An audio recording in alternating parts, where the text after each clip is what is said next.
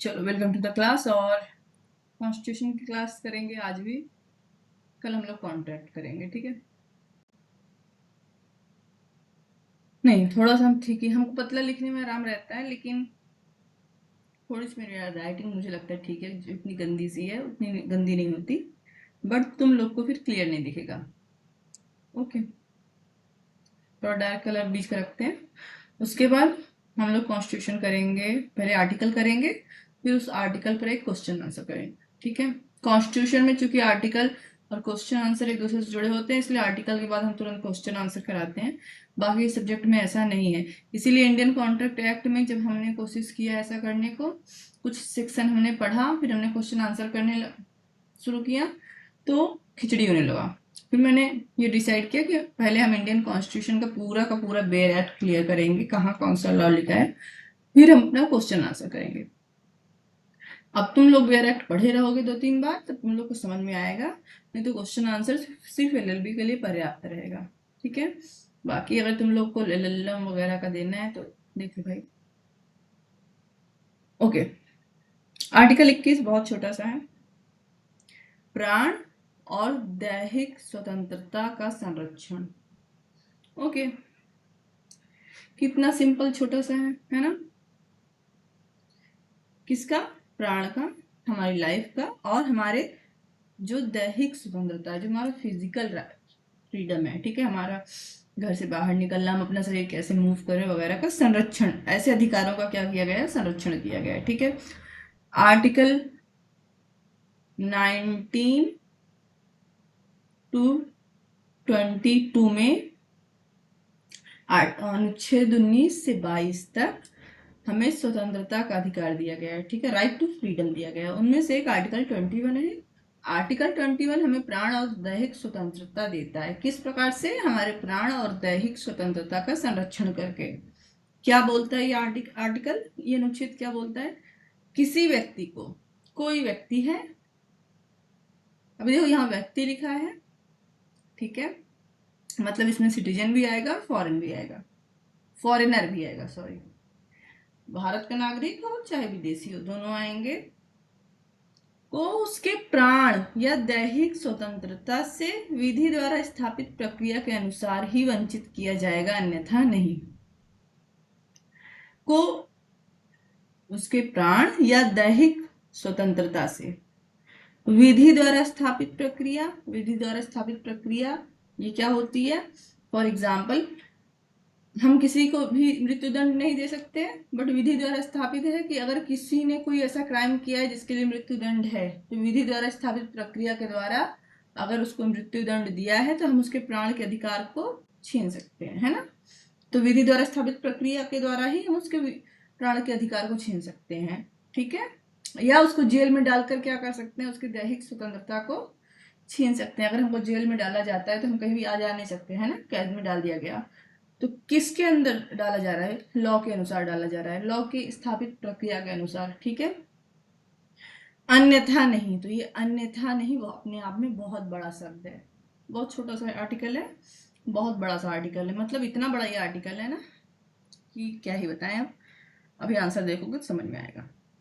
Okay, तो white पे white चलेगा नहीं, तो हम लोग कलर चेंज करते हैं और आते हैं आर्टिकल 21 पे। वाह, इतना बड़ा है कि हमें को दिख रहा है साफ साफ, तुम लोग को दिख नहीं रहा होगा, ठीक है? ओके, दो चीजों की स्वतंत्रता की बात यह करता है, प्राण और दैहिक स्वतंत्रता। दैहिक मतलब हमारा जो शरीर है, ठीक है?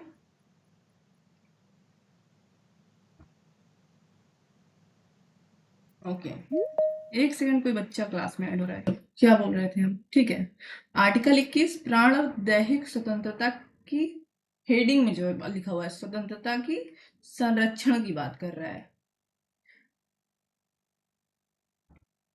तो फिर हमें स्वतंत्रता कहाँ मिल रही है? हमें संरक्षण मिल रहा है ना, तो पहले तो हमें फ्रीडम दो, तभी तो प्रोटेक्शन दोगे। नाउ, जब आर्टिकल 19 पढ़ा वहां पे हमने देखा था स्वतंत्रता का अधिकार, राइट टू फ्रीडम, ठीक है?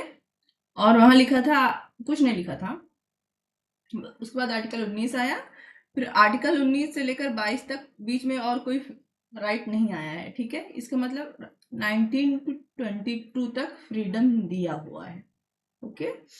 ये भी एक प्रकार का अधिकार है, फंडामेंटल राइट, ओके। तो स्वतंत्रता का अधिकार कहाँ है?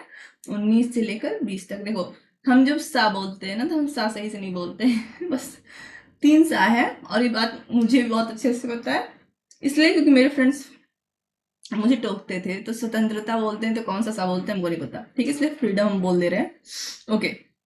चलो, तो बहुत शॉर्ट सा अवेयर एक्ट में लिखा हुआ था, ओके। रिकॉर्डिंग ऑन है, चलो। नाउ, आवश्यक तत्व क्या होते हैं? देखो, सबसे पहले हम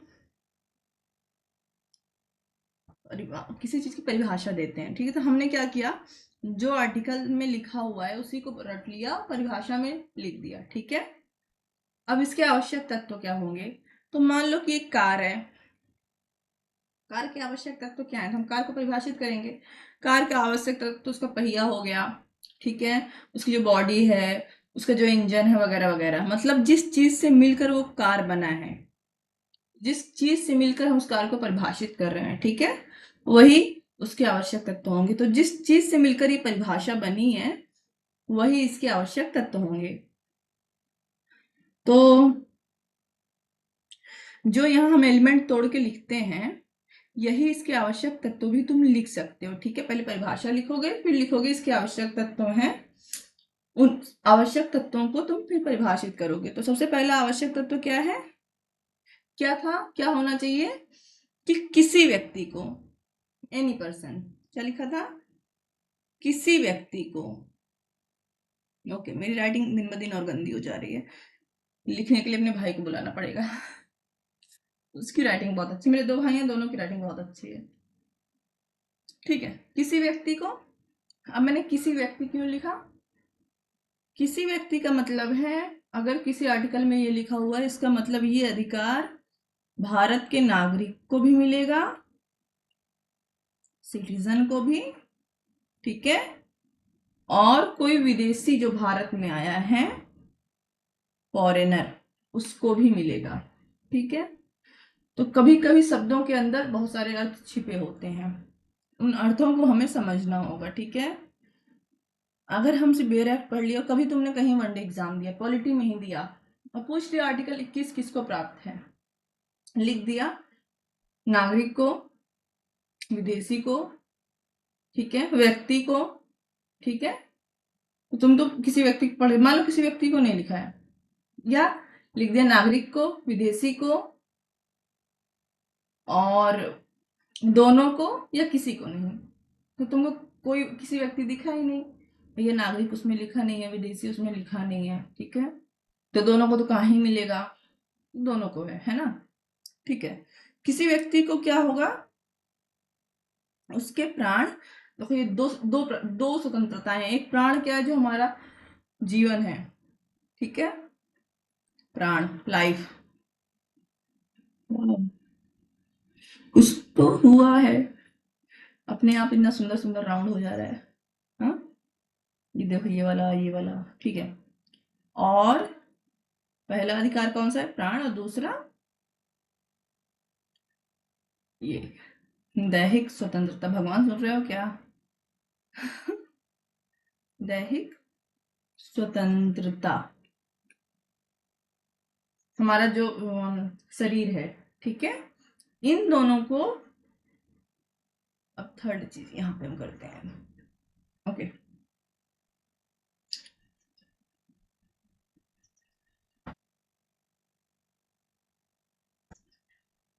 इन दोनों को कैसे छीना जा सकता है? छीना जाने, जहां वंचित शब्द का यूज हुआ है, ठीक है। भैया इतना राउंड ना करो, हमको वह लिखना था, हमको वह लिखना था। कुछ तो हो गया इसमें, ज्यादा अपडेट हो गया क्या ये? एक सेकेंड, एक सेकेंड, कुछ हमको कर, ठीक है। वंचित शब्द का प्रयोग हुआ है, ठीक है, और वंचित मतलब किसी को छीनना, बट आप ऐसे ही नहीं छीन लोगे किसी को, उसके जीवन से ऐसे ही नहीं छीन, किसी का प्राण ऐसे ही नहीं निकाल लोगे। किसी को दैहिक स्वतंत्रता मतलब होती है, जैसे फॉर एग्जाम्पल तुम घर में हो, कहीं भी आ जा रहे हो, पुलिस तुमको ऐसे ही गिरफ्तार करके अगर जेल में डाल दे तो तुम्हारी दैहिक स्वतंत्रता का हनन होता है, अब तुम कहीं भी नहीं आ जा सकते, ठीक है। तो अपने आप से वंचित नहीं कर सकती, तो कैसे वंचित किया जाएगा? विधि द्वारा स्थापित प्रक्रिया, विधि द्वारा स्थापित प्रक्रिया मतलब कानून बना के जो नियम बनाए गए हैं उसी नियम के अनुसार ही आपका ये अधिकार छीना जा सकता है। ओके, अन्यथा नहीं, अन्यथा नहीं, अन्यथा नहीं, तो अन्यथा नहीं अपने आप में कई जगह तुमको पढ़ने को मिलेगा और एक वास्ट शब्द होता है, बट इतना हमको इसमें डीपली नहीं जाना, तो बस हम यहाँ लिख दे रहे हैं क्योंकि इसमें बहुत ज्यादा मीनिंग नहीं है।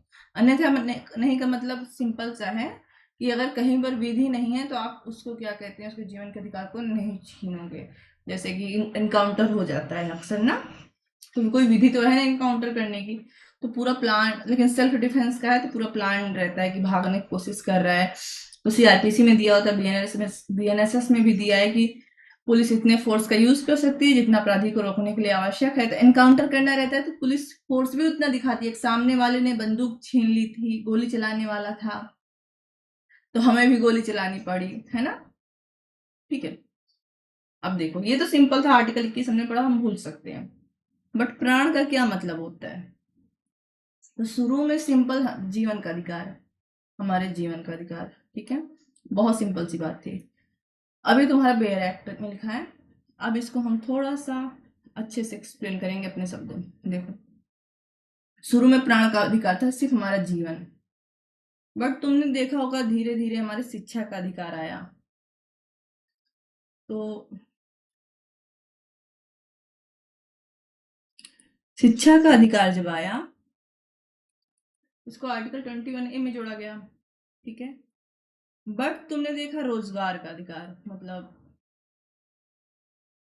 नौकरी करने का अधिकार या अच्छी वातावरण का, आप हाँ ये देखो, ये वाला देखो, वायु का स्वच्छ वायु, स्वच्छ वायु, स्वच्छ जल का अधिकार, साफ जल पीने का अधिकार, ठीक है। ये सब समय के साथ डेवलप ऐसे अधिकार हैं जो प्राण के अधिकार में इंक्लूडेड हैं, ठीक है। नॉर्मली प्राण का अधिकार है कि हम जी रहे हैं, सांस ले रहे हैं, जी रहे हैं, सांस ले रहे हैं, ठीक है, ओके ओके। और जो थोड़ा सा इसको ऊपर करें, ठीक है। बट समय के साथ ये डेवलप हुए, तुम देखो अक्सर कहीं पर अगर ऑक्सीजन, हवा बहुत वायु प्रदूषित होता रहता है तो सुप्रीम कोर्ट में केस जाता है, सुप्रीम कोर्ट पीआईएल भी सुनता है कि पटाखे बंद कर दो, लोगों को सांस लेने में तकलीफ हो रही है, लोगों को ये हो रहा है, वो हो रहा है। किस अधिकार का हनन हो रहा है? क्योंकि आर्टिकल 32 तभी इंसान जाएगा पीआईएल लेकर सुप्रीम कोर्ट जब आपके फंडामेंटल राइट का उल्लंघन हो रहा है। पार्ट 3 में, पार्ट 3 मतलब आर्टिकल 14 टू 35 तक है ना। तो किस अधिकार में जा रहे हो? कहीं किसी को गंदा पानी पीने को मिल रहा है, साफ पानी पीने को नहीं मिल रहा है, तो ये सब जीवन के अधिकार में आता है। कैसे? देखो, कानून वो अच्छा होता है जो समय के साथ डेवलप हो। और न्यायाधीश का जॉब, इसीलिए जज का जॉब और वकील का जॉब कहते हैं एआई नहीं ले सकता, क्योंकि वो अपना दिमाग यूज करते हैं, ठीक है।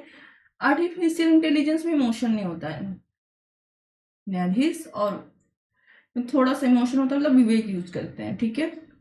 नाउ देखो, प्राण लेने का मतलब यही नहीं है, न्यायालय ने कहा प्राण लेने का मतलब यही नहीं है कि डायरेक्ट किसी को फांसी पे लटका दो या गोली मार दो, ठीक है।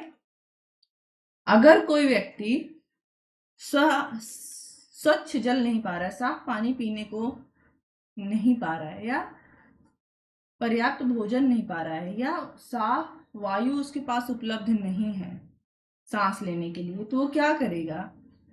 ये उसके शरीर पर प्रभाव डालेगा। तो ये शरीर मतलब चलने और वो ये जेल वाला प्राण, दैहिक स्वतंत्रता की बात नहीं हो रही अभी, सुनो, ठीक है। शरीर पे मतलब हम यहाँ है स्वास्थ्य पर, और जब कोई चीज हमारे स्वास्थ्य पर असर डालती है तो किस चीज को खतरा उत्पन्न होता है? हमारे प्राणों को। जीवन को। ठीक है, ओके। अगर हम गंदा पानी पिए तो मान लो फॉर एग्जाम्पल अभी तुम इलाहाबाद में रहते हो, ठीक है, एक दिन वहां का टोटी का नल पी लो, नॉर्मल कहीं का नो, अब बीमार पड़ जाओ, जो कि तुमको वहां की आदत नहीं है, या कहीं तुम बाहर घूमने जाओ, कहीं के लोकल का टोटी का पी लो, तुमको डायरिया हो जाए, ठीक है, क्योंकि तुमको वहां का जल सूट नहीं कर रहा, ठीक है, और कोई तुमको गंदा पानी ही पिला दे उठा के, तो तुम्हारा स्वास्थ्य पर असर पड़ेगा। और बहुत सारे राजा हुए हैं हिस्ट्री में जो डायरिया से भी मरे हैं, ठीक है। तो स्वास्थ्य पर असर मतलब हमारे प्राण पर असर।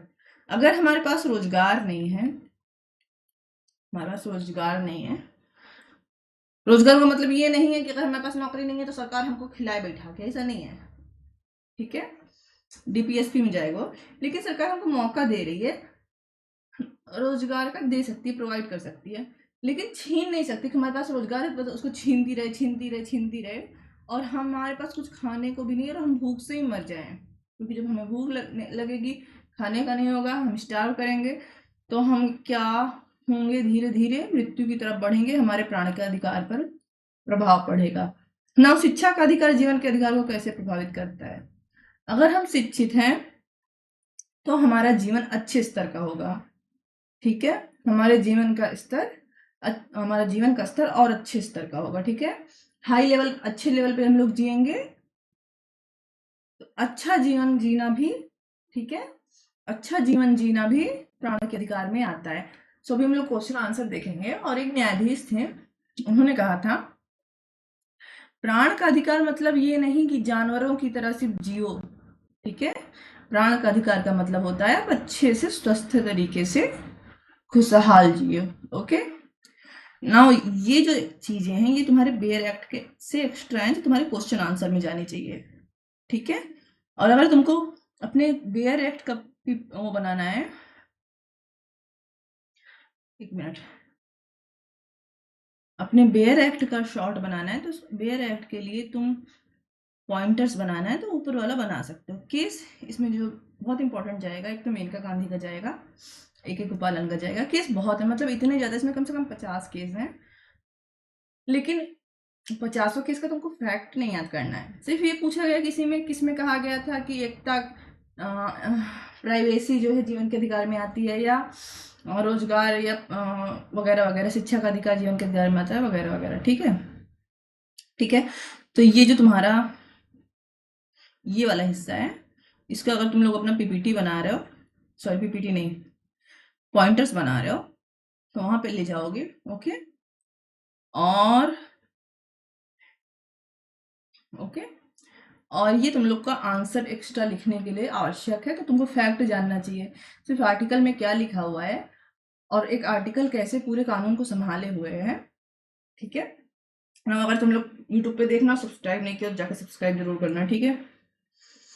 नहीं तो फिर हम क्या करेंगे, तुम लोग को 10 मिनट का वीडियो देंगे, मतलब तुम लोग को नहीं, तो तुम लोग तो क्लास ही ले रहे हो जो वीडियो देखने आते हैं, ओके। वीडियो देखने आते हैं लेट में क्लास ले होते हैं, ओके, हाँ, ओके। हम इतनी तेज से हाँफ रहे हैं, sorry sorry sorry sorry, recording पहले स्टॉप करें। क्वेश्चन आंसर आ गया, ये इस मैंने तुम्हारे उससे ही उठाया है, सीरीज से ही क्वेश्चन उठाया है, सो नो प्रॉब्लम, ये आंसर पर्याप्त है।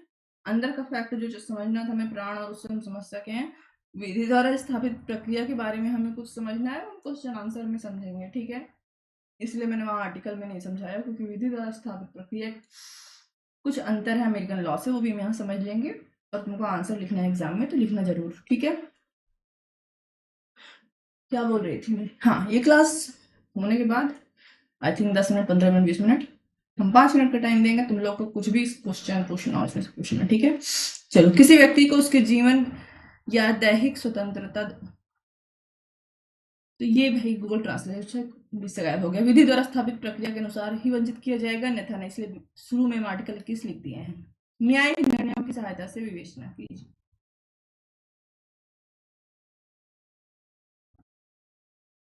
तो सबसे पहले आ गया इंट्रो। भारतीय संविधान के मौलिक अधिकारों में आर्टिकल 21 अत्यंत महत्वपूर्ण स्थान रखता है, या प्रत्येक व्यक्ति को यह आश्वासन देता है, देखो फिर से देखो, व्यक्ति शब्द ही यूज करना है, नागरिक नहीं, कि उसके जीवन और व्यक्तिगत स्वतंत्रता को केवल विधि द्वारा स्थापित उचित प्रक्रिया के माध्यम से ही सीमित या वंचित किया जा सकता है। संविधान निर्माताओं का उद्देश्य था कि राज्य मनमाने ढंग से किसी व्यक्ति के जीवन को समाप्त न करे। ठीक है, मूल पाठ आर्टिकल 21 में क्या लिखा हुआ है, तो ये हमने भी पढ़ा। बेयर एक्ट में सेम टू सेम है। मैंने फिर से कहा बेयर एक्ट को ही एक्सप्लेन किया जाता है। अब देखो, किसी व्यक्ति को उसके जीवन या व्यक्तिगत स्वतंत्रता से केवल विधि द्वारा स्थापित प्रक्रिया के अनुसार ही वंचित किया जाएगा, अन्यथा नहीं।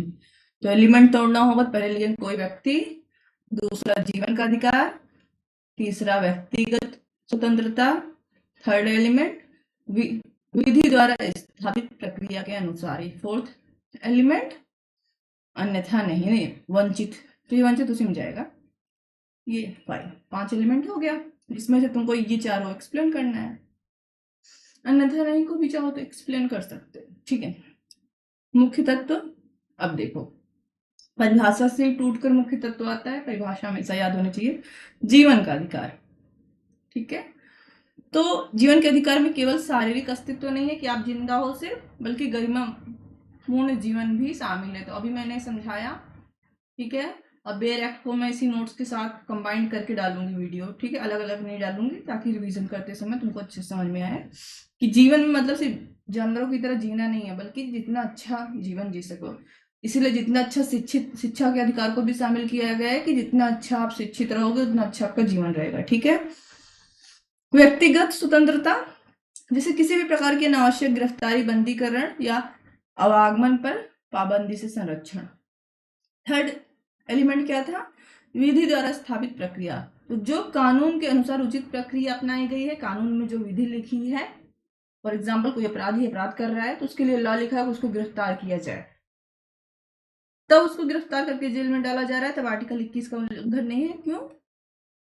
क्योंकि विधि द्वारा स्थापित प्रक्रिया का यूज हो रहा है। ठीक है, एक आम व्यक्ति जो सिर्फ जा रहा है एकदम निर्दोष है, कोई आर्टिकल ऐसा भी नहीं है कि कोई इमरजेंसी लगी है, कुछ बिना काम को उसको गिरफ्तार करके पुलिस लेकर चली गई, आर्टिकल 21 का उल्लंघन है वो। ठीक है, क्योंकि ऐसा कोई कानून नहीं था, तभी जीवन या स्वतंत्रता छीनी जा सकती है।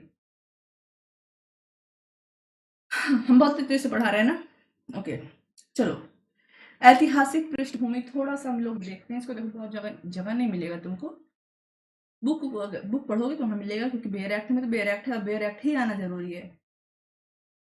क्या ही बुक पढ़ोगे, तो ये पढ़ लेते हैं, है ना। ओके, भारत के संविधान में अमेरिकी संविधान की तरह ड्यू प्रोसेस ऑफ लॉ शब्द का प्रयोग नहीं हुआ है। ठीक है, ठीक है। अब देखो, अमेरिकी संविधान में एक शब्द यूज हुआ है, ड्यू प्रोसेस ऑफ लॉ। ठीक है, जबकि हमारे संविधान में जो शब्द यूज हुआ है वो है process, procedure established by law. ठीक है, ये रहा। ठीक है, इन दोनों में अंतर है। प्रोसीजर एस्टेब्लिश्ड बाय लॉ जो कि हमारे संविधान में, इसका मतलब है कि जो कानून ने नियम स्थापित किया है, फॉर एग्जाम्पल किसी को गिरफ्तार करना है, किसी को दंड देना, तो उसके लिए सीआरपीसी बीएनएसएस में जो नियम लिखा है उस हिसाब से। ठीक है, but due process of law वो नहीं है। ड्यू प्रोसेस का ऑफ लॉ का मतलब होता है युक्त प्रक्रिया, जो भी विधि को लगे सही है, चाहे वो लिखा है चाहे नहीं, अगर विधि को लगता है ये सही है तो हम वो प्रक्रिया अपना लेंगे। ठीक है, इसका उद्देश्य क्या था, क्यों हमने अपना क्या कहते हैं एक सब कुछ कानून के हाथ में, किताब के हाथ में छोड़ दिया। ठीक है, देखो, कानून बनाता है विधायिका, और विधायिका को विस्तृत शक्तियां दे दी गई ताकि वो कानून बना के इसको नियंत्रित कर सके। ठीक है, दूसरा, अगर ड्यू प्रोसेस ऑफ लॉ कर देते तो युक्त प्रक्रिया का मतलब है, ड्यू प्रोसेस का मतलब है कि फाइनल से किसके पास रहेगा, अंतिम अवसर किसके पास रहेगा निर्णय देने का, न्यायालय के पास, और फिर न्यायालय जैसा मन करता वैसे यूज करता। सुप्रीम कोर्ट में तो ऐसे ही होता है, अमेरिका के सुप्रीम कोर्ट में होता है, लेकिन वहां पे फंडामेंटल राइट बहुत अच्छे तरीके से इसीलिए स्टेब्लिश है। ठीक, बट भारत में ये नहीं चाहते थे संविधान निर्माता। ठीक है, बट वो ऐसा कर नहीं पाए, क्योंकि अब फंडामेंटल राइट की स्थापना के लिए हमारा सुप्रीम कोर्ट जो युक्तियुक्त निर्णय है वो लेता है। ठीक है, ओके। तो हमने कहा सारा एलिमेंट हमें डिफाइन करना है। चलो, प्रोसीजर स्टेब्लिश बाय लॉ बनाम ड्यू प्रोसेस ऑफ लॉ देख लेते हैं क्या होता है। प्रोसीजर स्टेब्लिश बाय लॉ, जैसा कि हमने कहाँ से लिया गया है, जापान की विधि से लिया गया है। कोई भी विधि यदि संसद या विधानमंडल द्वारा बनाई गई है और उसके अनुसार कार्यवाही हुई है तो वह वैध मानी जाएगी, चाहे वो न्याय संगत हो या नहीं। किसी व्यक्ति ने कोई अपराध किया है, ऐसे लॉ के अंतर्गत, और मान लो बीएनएस के अंतर्गत किया है, ठीक है। अब बीएनएस को किसने बनाया? संसद ने बनाया।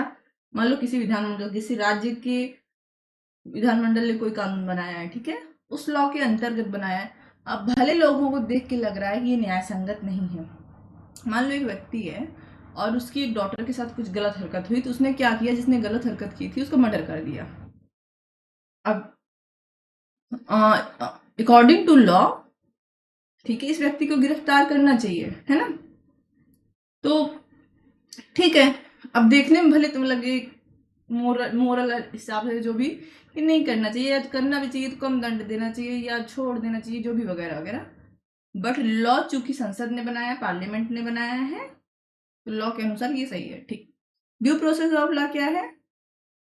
यहाँ पे अगर विधि चाहे लिखी है चाहे नहीं, मतलब विधि है चाहे नहीं है, अगर वह न्यायसंगत, उचित और तार्किक है, ठीक है, अगर वह विधि उचित है, न्याय संगत है, तार्किक है, तभी लागू होगी, नहीं तो लागू नहीं होगी। ठीक है, भारत ने शुरुआत में पहले इस प्रोसीजर स्टेब्लिश बाय लॉ अपनाया था, ठीक है, लेकिन वो धीरे धीरे ड्यू प्रोसेस के निकट पहुंच रहा है। भले शब्द अब भी स्टेब्लिश्ड बाय लॉ है, ठीक है, प्रोसीजर स्टेब्लिश्ड बाय लॉ लिखा हुआ है, ठीक है, भले लिखा हुआ यही है, बट धीरे धीरे भारत क्या कर रहा है, मतलब भारत मतलब हमारा न्यायालय क्या कर रहा है, ड्यू प्रोसेस ऑफ लॉ की तरफ जा रहा है।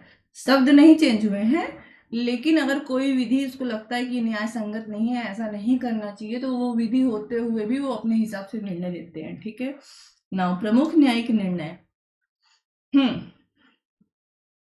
एक है गोपालन बनाम मद्रास राज्य, ये केस तुम लोग को लिखना है क्योंकि एकदम स्टार्टिंग का है, ठीक है, 1950 का है, और इसमें जो है बहुत संकीर्ण, संकीर्ण शब्द का क्या मतलब होता है, बहुत नैरो माइंडेड रूप से सुप्रीम कोर्ट ने क्या किया है, परिभाषित करने की कोशिश की है आर्टिकल 21 को व्याख्या करने की। तो क्या हुआ था, कम्युनिस्ट नेता थे गोपालन, उनको प्रिवेंटिव डिटेंशन एक्ट 1950 के तहत बंदी बनाया गया था। ठीक है, ओके, तो एक कम्युनिस्ट नेता थे, उनको एक प्रिवेंशन एक्ट के तहत 1950 में बंदी बनाया गया।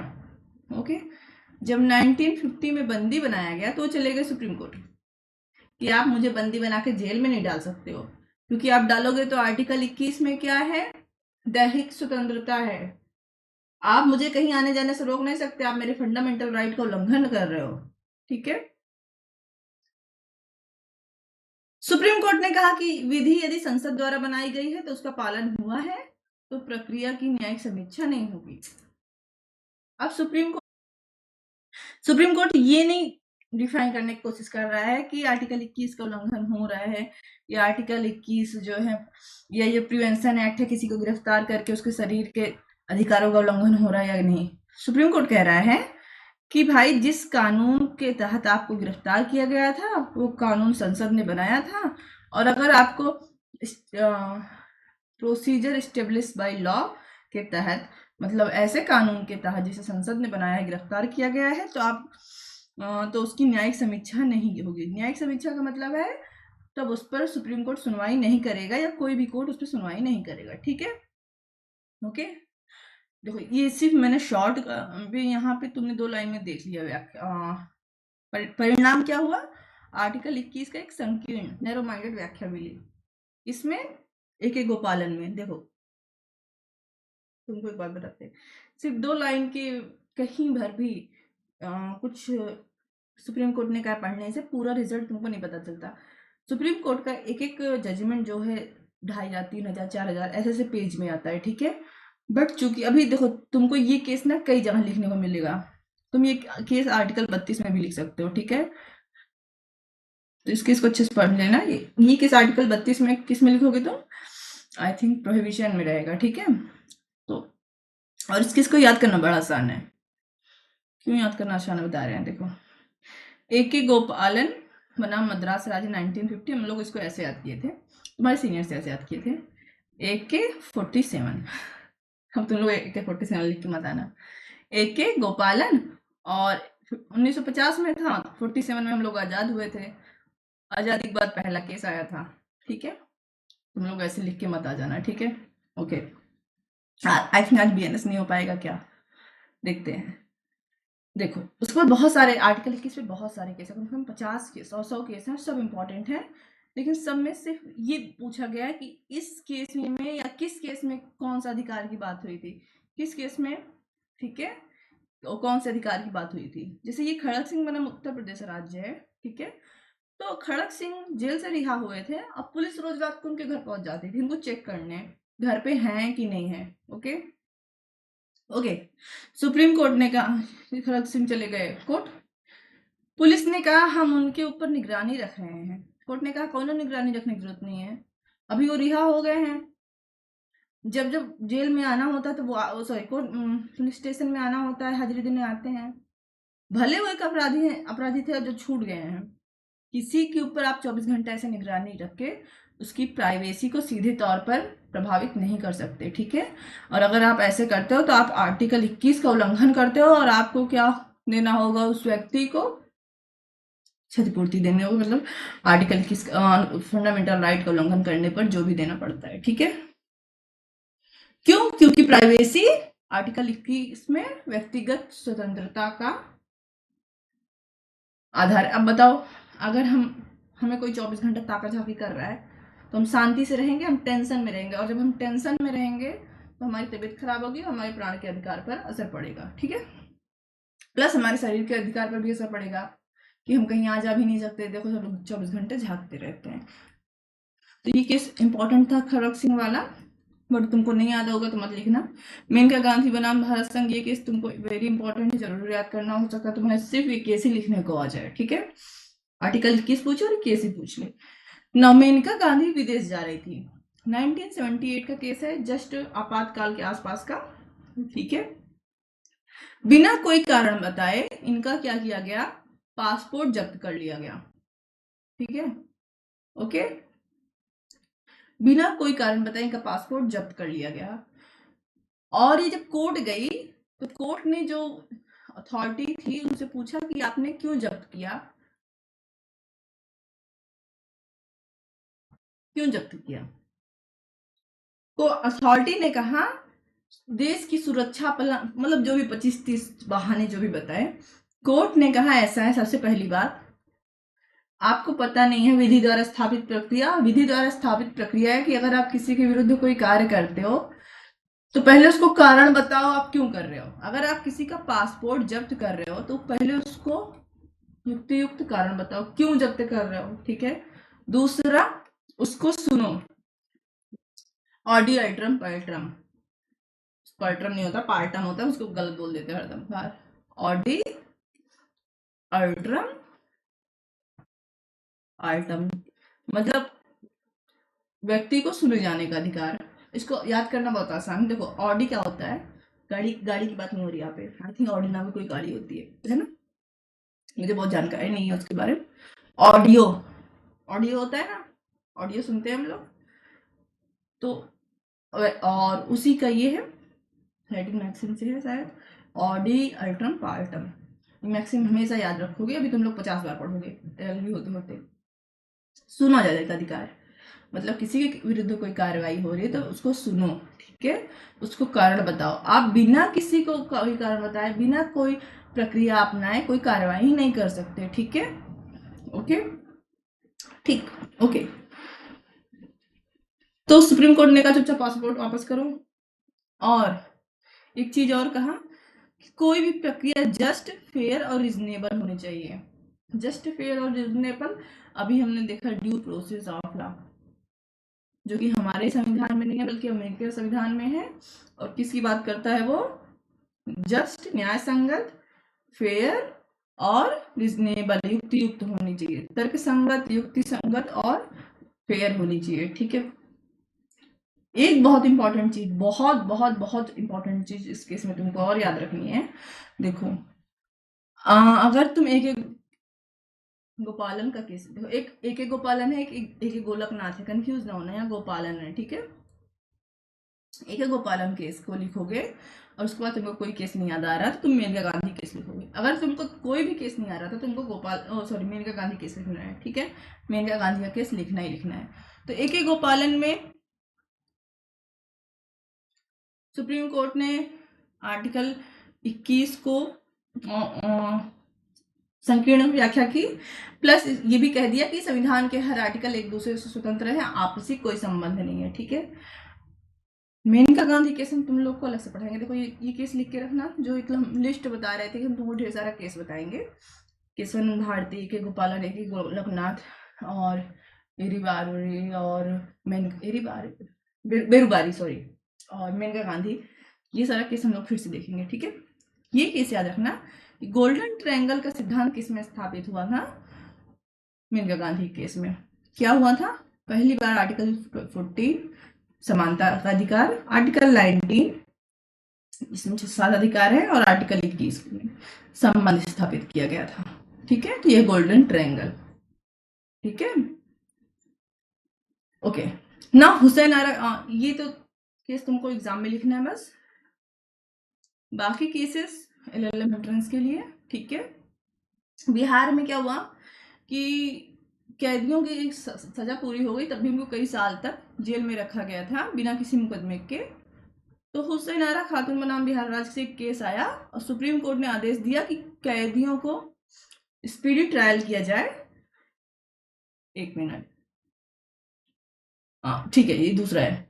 बिना कुछ गिरफ्तार किया गया था, जेल में रखा गया था, लेकिन उन पर कोई कार्रवाई नहीं हुई थी। ठीक है, कई साल, मतलब जितना उनको सजा मिलनी चाहिए था उससे ज्यादा टाइम दे दिया था।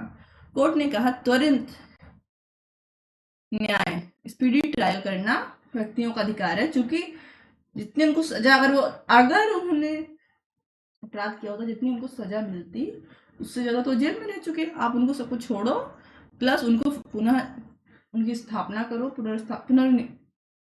स्थापना का मतलब है कि उनको निवास दो और जो भी उनको सहायता है सब दो। ठीक है, और जो फाइनेंस फाइन वगैरह लगाया हो राज्य पे। ठीक है,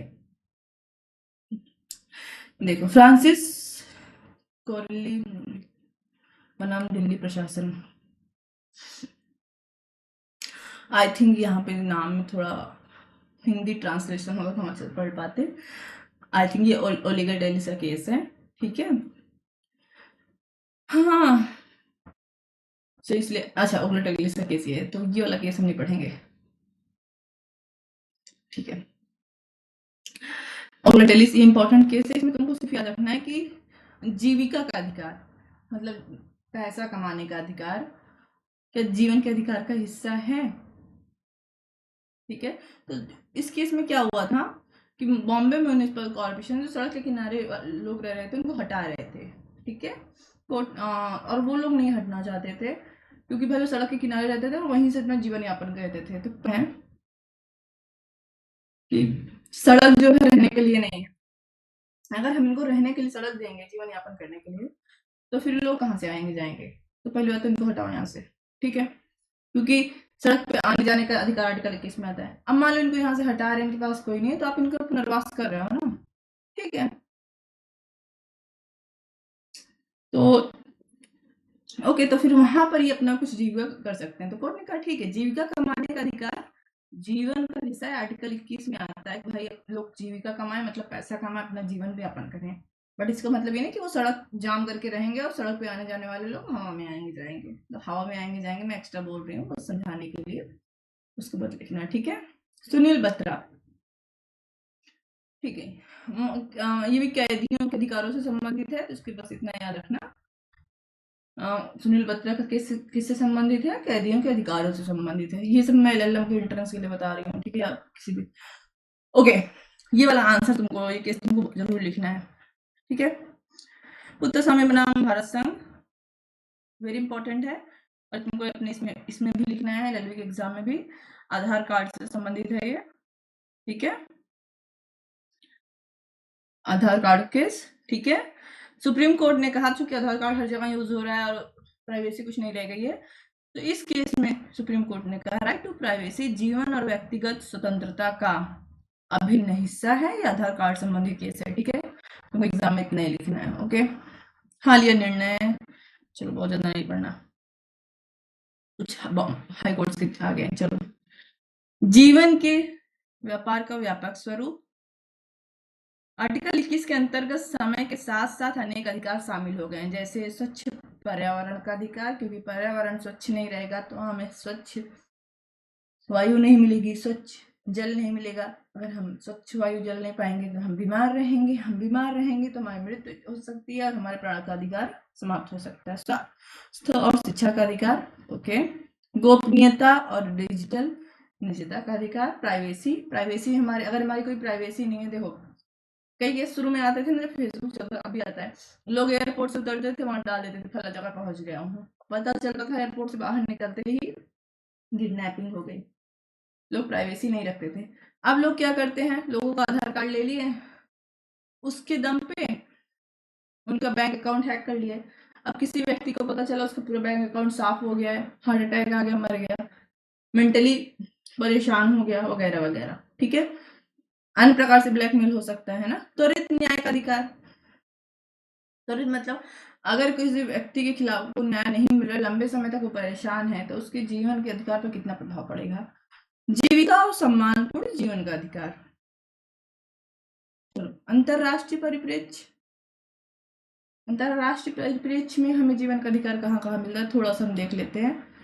बाकी ये हम लोग, तुम लोग पढ़ोगे सेकंड सेमेस्टर में, मतलब हम ही लोग रहेंगे, अगर हम रहेंगे तो पढ़ाएंगे, तो नहीं तो जो भी रहेगा। अमेरिकी संविधान में 5th और 14th अमेंडमेंट द्वारा जोड़ा गया था, ठीक है। अमेरिकी संविधान में जो मेन था उसमें कोई भी फंडामेंटल राइट नहीं थे, ठीक है।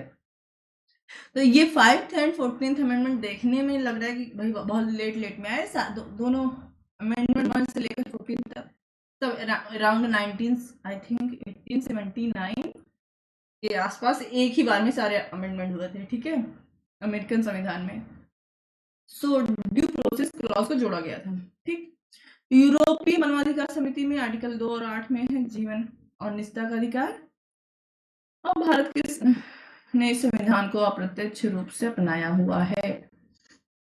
तो महीने के लिए तुम ये नोट्स छापना, तुम अपना सीरीज खरीदना और इसे समझ कर अपना हाईलाइट कर लेना। आलोचना और चुनौतियां, प्रिवेंशन डिटेंशन कानूनों का दुरुपयोग होता है, पुलिस हिरासत में अत्याचार, लंबे समय तक मुकदमों का लंबित रहना। निष्कर्ष तो हम पढ़ेंगे ही नहीं, निष्कर्ष तुम लोग को ही शॉर्ट एस्से लिखना है, तो अपना शॉर्ट एस्से लिखना। शॉर्ट एस्से मतलब जो तुमने पूरा आंसर लिखा उसमें तुमने जो भी इंपॉर्टेंट समझी है, लेकिन एक बार पढ़ लेना इसको। तो ये था तुम्हारा आंसर। हम क्लास ऑफ करेंगे, सॉरी क्लास नहीं, रिकॉर्डिंग ऑफ करेंगे और तुम लोग को देंगे 5 मिनट प्रश्न में, तो जो पूछने पूछो। कितना टाइम बचा है क्लास में, 1 मिनट रुक लो, पहले रिकॉर्डिंग ऑफ करें, फिर हम लोग दूसरी क्लास लेंगे, ठीक है।